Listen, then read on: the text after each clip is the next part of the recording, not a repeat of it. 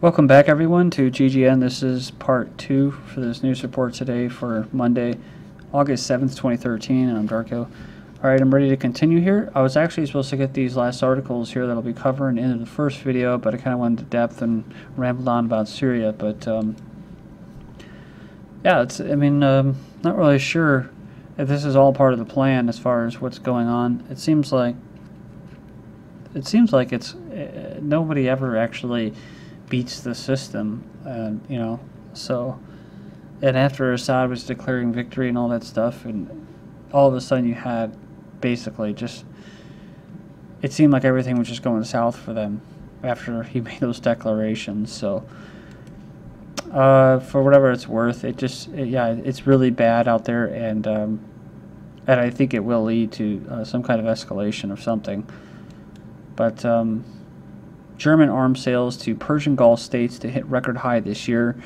The Gulf states, mostly Qatar, was funding the insurgents inside Syria that they call the rebels and call a civil war instead of a foreign invasion. It says here a newly published report has revealed that the German arms sales to 6-member Persian Gulf Cooperation Council states are set to reach a new record this year after booming sales in the first half, with most weapons destined for Qatar, including 62 German Leopard 2 combat tanks and 24 howitzer artillery cannons. German Chancellor Merkel's government is facing fierce criticism for its arms sales to the Persian Gulf countries.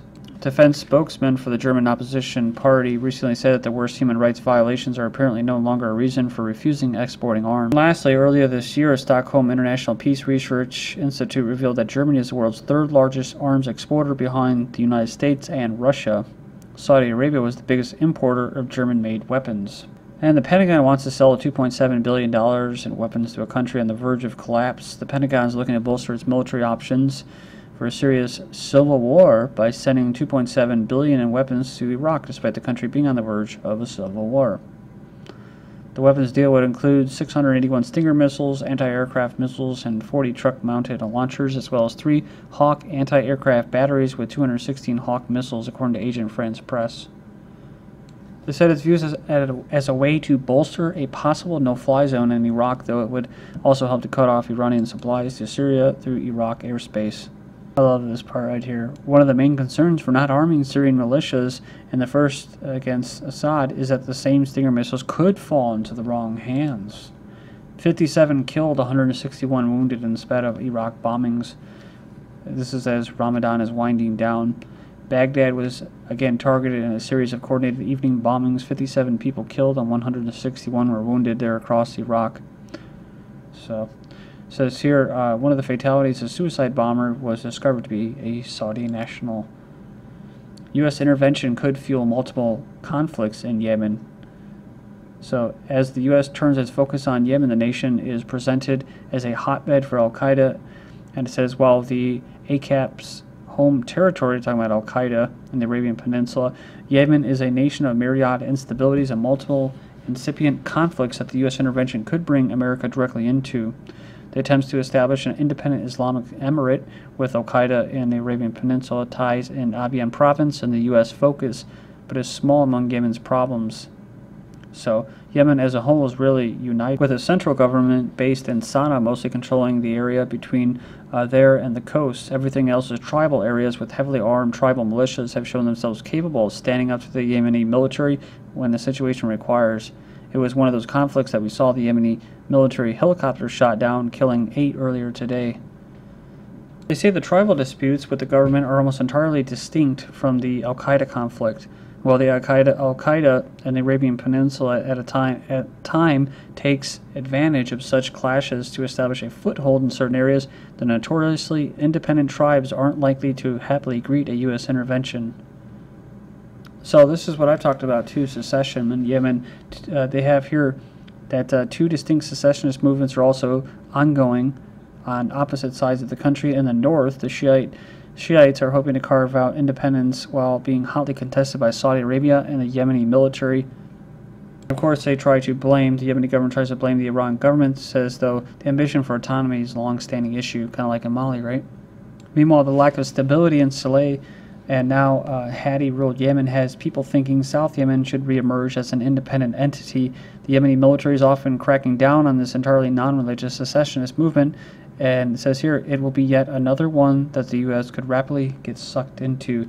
And this could be just like Mali 2, where they use these tribes and stuff that want autonomy to fight Al-Qaeda and get them out of there. And then, of course, then comes the democratic elections.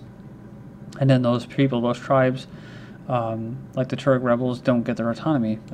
So they just get used. U.S. drone strikes kill 11. Yemen says plot has been foiled. So the Al-Qaeda in Yemen plan to conquer multiple eastern cities. Another U.S. drone strike hit Yemen's province today. The Shabwa province, killing at least 7 people, were described as suspects.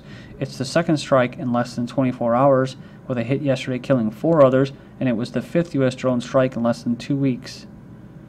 You know, it's kind of funny, too, because it's like anytime you have people that want to they want to have some kind of grievances or a secessionist movement against the government, all of a sudden these Al-Qaeda make their way into this area, and then all of a sudden now the Yemen is like, you have these centralized governments, these governments that are trying to use Al-Qaeda to come in here and create chaos, so then that they never have to actually deal with the, you know, the secessionists or the quote activists or the opposition, and then they actually get the opposition to work with them, and it fizzles out.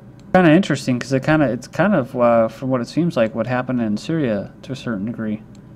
Al-Qaeda embassy bombing plot foiled in Yemen. So an Al-Qaeda plot to attack several foreign embassies in Yemen, capital of Sana'a, was foiled on Wednesday, and American-backed government forces continue to hammer away at the group's stronghold in the south.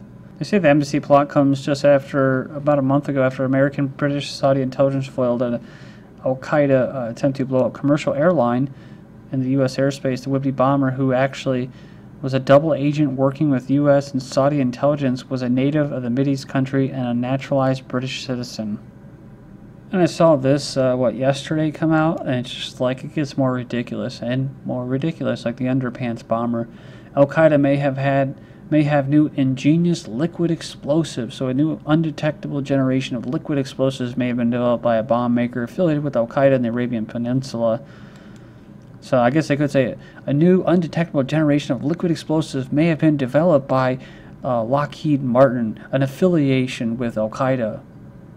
Okay, so it's the same person who created the underpants bomb, which the guy was actually, Muttalib was actually a CIA, he had a CIA handler bring him onto the plane.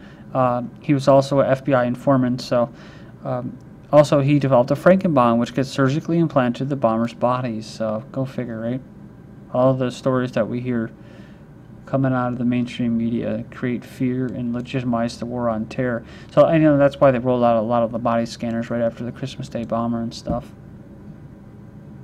But back to Yemen, State Department orders U.S. citizens to leave Yemen. So they've been drone striking the hell out of citizens in Yemen. They call them Al-Qaeda suspects. What if they're just secessionists? What if they're just tribal groups? And they're getting pissed off at these drone strikes. And now all of a sudden, you hear about the shutting down, right? The shutting down of the embassy, the embassies and that. And then you see the alternative media, instead of saying, well, wait a minute, we've been drone bombing Yemen for a while. Maybe the people are getting pissed off. Maybe it's not Al-Qaeda suspects. You know, anyone between the ages of 16 and 45 years old that are male. You know, maybe they're pissed off, but and then so, well, how do they do this? How do they combat that? They say, well, oh, we have a threat. Oh, we have a threat now. But for some reason, alternative media is saying that this is a distraction from the NSA uproar. New York Times admits Al-Qaeda terror threat used to divert attention from NSA uproar. Dude, they've been dragging out this NSA thing for so long. It's like I said before. I mean, you should pretty much know and not be naive of what the NSA is capable, what it's there for domestic surveillance. That's what it's for, you know. So when Obama goes on Jay Leno and says, "We do not spy on," you know, we do not have domestic spying, you know, it's just like all spying. The war on terror is for the citizens themselves. the army, the military. It's for quelling, civil unrest. And me personally, I think this whole NSA thing is actually a distraction from other things that are going on. So it's funny when I see that people say, well, this whole Al-Qaeda terror threat is a diversion from this NSA uproar, when I think the whole NSA thing was a distraction. So, State Department orders U.S. citizens to leave Yemen. The U.S. military evacuated non-essential U.S. government personnel from Yemen today due to the high threat of attack by al-Qaeda, which has triggered temporary shutdown of 19 American diplomatic posts across the Middle East and Africa. Britain summons all embassy staff from Yemen and shutters mission. So, temporarily withdrawing all staff from its embassy in Yemen, in addition to shutting the mission altogether due to what authorities claimed as increased security concerns. U.S. consulate in Milan evacuated after bomb threat. A building housing in the U.S. consulate in Milan and other offices temporarily evacuated Tuesday after the diplomatic mission received a letter containing a bomb threat. So, Italy's anti-terrorism squad said the letter carried a symbol frequently used in the past by Italian anarchists. That's even better. Tens of thousands rallied to oust Tunisian government. So, said here that tens of thousands flooded the streets in downtown Tunis on Tuesday to demand the transitional government's ouster in the largest opposition protest since the country's political crisis 2 weeks ago. So, it's also kind of suspicious too. The move says here the move comes weeks before the Transitional Assembly is due to complete a draft constitution and new election laws. So, like Syria, before they can actually have any reforms next year, 2014, they had to get Assad out of there. They had to get that regime to at least fall or have the area so destabilized so they couldn't actually hold any reforms. Broad U.S. terror alert mystifies experts. So, U.S. officials insisted that the security measures for these diplomatic posts were to thwart an immediate specific threat. They say that these counterterrorism experts who note that the alert covers a set of nations from the Middle East to an island off the southern coast of Africa. Says, but how does it make sense for the State Department to close embassies as far as Madagascar, where there's been no visible jihadist activity, and why the countries that weathered numerous terrorist attacks, such as Pakistan, Afghanistan, Iraq, for example, were excluded or allowed to reopen quickly? Alright, so I'm going to leave off here and I'll go into part 3. We're going to cover Asian news and some war on terror, liberty, sovereignty. I kind of get into some martial law type stuff. This is GGN. I'm Darko. Thank you.